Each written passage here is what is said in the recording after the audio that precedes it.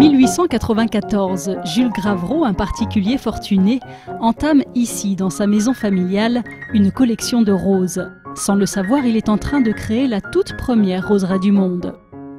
Aujourd'hui, la roseraie est un jardin public mondialement connu. Il se situe à quelques kilomètres au sud de Paris, dans le département du Val-de-Marne. La diversité de ces roses fascine et son histoire aussi. Cette roseraie a débuté avec la passion d'un seul homme, Jules Gravreau, un simple amateur. Jules Gravreau a acheté cette propriété en 1892. Il s'y est retiré à l'âge de 48 ans avec toute sa famille. La propriété, c'est un parc à l'anglaise au tracé souple, on va dire, qui domine la vallée de la Bièvre, ainsi qu'une maison de style empire. Jules Gravreau était passionné de photographie, c'était novateur à l'époque, la photographie, donc il passait beaucoup de temps dans sa chambre noire à développer ses photos.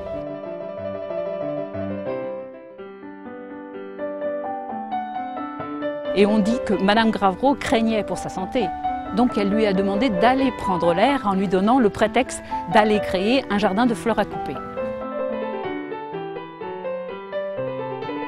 En 1894, il a fait appel à un paysagiste de renom de l'époque qui s'appelait Édouard André.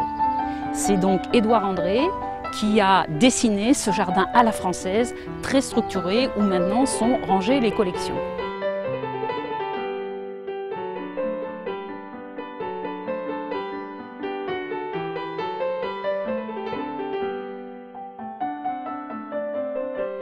En 1910, il a terminé le jardin avec la création du dôme et du miroir d'eau, axe de symétrie dans lequel le dôme se reflète.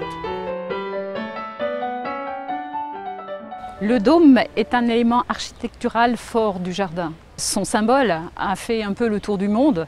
C'est aussi là que viennent se faire photographier tous les mariés de la région parisienne. Très vite, bien sûr, cette roseraie a été renommée. Jules Gravreau faisait partie de la haute bourgeoisie parisienne. Donc ici, il donnait des fêtes mémorables. Par exemple, Raymond Poincaré est venu dans son jardin. Mais surtout, il avait créé un théâtre de verdure à l'extrémité du jardin où se donnaient des pièces de théâtre. Vers 1914, la ville de La Haye, les habitants entendaient parler du jardin, mais ne le connaissaient pas. Donc ils ont demandé l'ouverture progressive du jardin au grand public. Ça s'est fait d'abord le dimanche et progressivement, de manière un peu plus régulière, Jules Gravreau a accepté de présenter sa roseraie au plus grand nombre.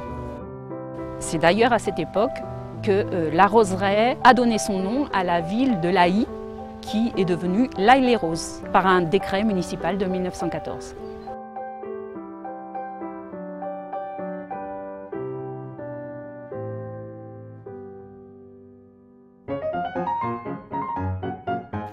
La roseraie ouvre ses portes tous les ans de début mai jusqu'aux Journées du patrimoine. Pendant ces mois de pleine floraison, des activités sont proposées. Visites guidées, ateliers, concerts de musique, il y en a pour tous les goûts. Nous faisons toujours au mois de juin un grand week-end festif. Sur le week-end, il y a des démonstrations de savoir-faire horticole, il y a des animations familiales. On va étaler du sable, ici. Tu as des petits cailloux noirs au début pour commencer. Donc ça, je te laisse faire. Regarde, je vais t'étaler, je vais te mettre du sable. Il y a une tradition qui remonte maintenant à plus d'une dizaine d'années de concerts réguliers dans le théâtre de verdure construit à l'origine par Jules Gravreau. Une série de concerts qui s'appelle Parfums de musique chaque année pendant les week-ends du mois de juin.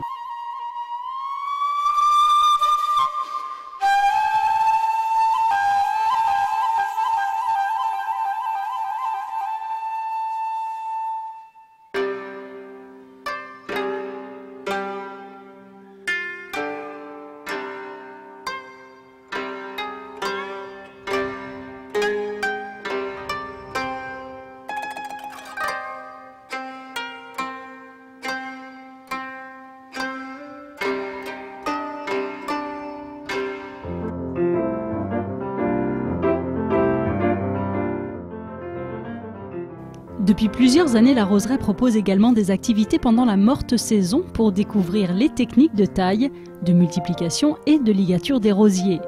Une demande forte de la part du public des villes qui cherchent à retrouver les gestes de leurs grands-parents. C'est des buissons qui sont montés sur tiges de 1 mètre, on va dire. Donc là, c'est pas de faire un parapluie. Donc là, c'est d'essayer d'aérer, pareil, que le buisson, tout en étant une forme un petit peu différente. Comme d'habitude, commencer par éliminer le bois mort. Alors, ça, c'est une petite coursonne qui ne fera pas grand-chose. Et puis même ce petit-là ne fera rien. Voilà. Donc là, c'est pareil, faire les coursonnes. On a toujours du mal à tailler. Moi, je ne sais pas tailler assez court, donc bon, à force d'entendre les bons principes et de les voir appliquer, on arrivera peut-être à faire mieux. Pour faire une ligature. Donc voilà, je croise. Et on serre. Je serre. Donc bien serré. Hein. Parce que si je lâche, hop, voilà. Et ensuite, je commence à tourner.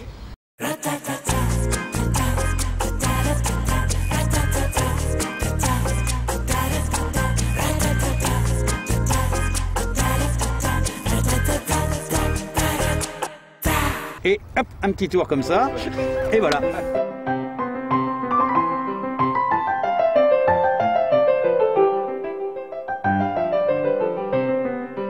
Le rosier est arrivé sur Terre bien avant l'homme, ça c'est quelque chose dont on a la preuve. Il y a des fossiles qui en attestent, en gros 4 millions d'années, donc l'homme est arrivé après. Et on a dans la roseraie toute une série d'espèces botaniques, donc des espèces qu'on trouvait à l'état sauvage et qu'on retrouve en tant que telles dans la roseraie, en gros 150 à 200 espèces suivant les auteurs. Donc ça c'est vraiment le rosier tel qu'il était avant que l'homme n'arrive sur la Terre.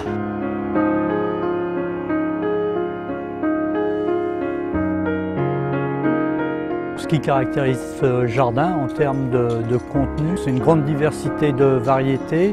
Cette diversité raconte aussi l'histoire de l'homme et du rosier et comment ces deux histoires se sont imbriquées.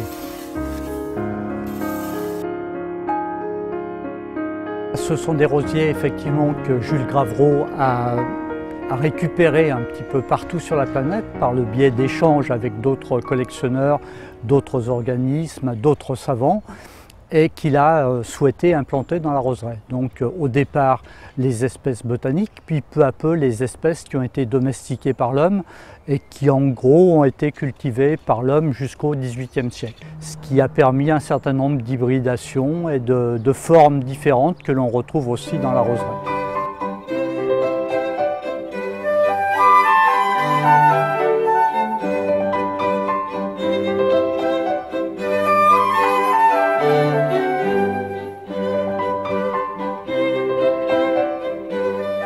La roseraie, c'est un conservatoire, mais au départ une collection de variétés de roses. Donc elle est organisée comme n'importe quelle collection, c'est-à-dire avec des thèmes. En passant d'une partie de la roseraie à l'autre, on retrouve les différentes périodes de l'histoire du rosier. Des plus anciennes, donc les espèces botaniques sauvages, jusqu'aux variétés les plus modernes qu'on introduit en quantité un petit peu limitée par manque de place.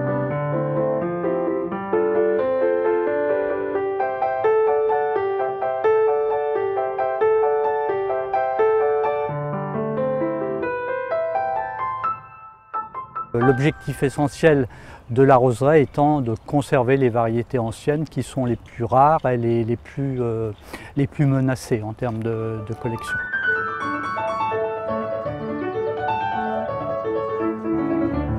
Gravreau, dès le départ, a souhaité faire voir tout ce qu'on pouvait faire avec le rosier. Donc on retrouve les formes buissonnantes basses traditionnelles que connaît bien le public. Des formes grimpantes, alors là avec une vraie diversité au niveau de la roseraie, et c'est toujours quelque chose qui étonne assez le public étranger qui n'est pas toujours habitué à ces formes-là. Des formes arbustives telles qu'on en voit ici, c'est-à-dire des variétés, des espèces qui sont menées en forme libre et avec des forts développements, comme la mortola qui se trouve derrière moi, avec y compris la façon de travailler le rosier sur les supports, de s'en servir pour habiller en fait les structures du jardin.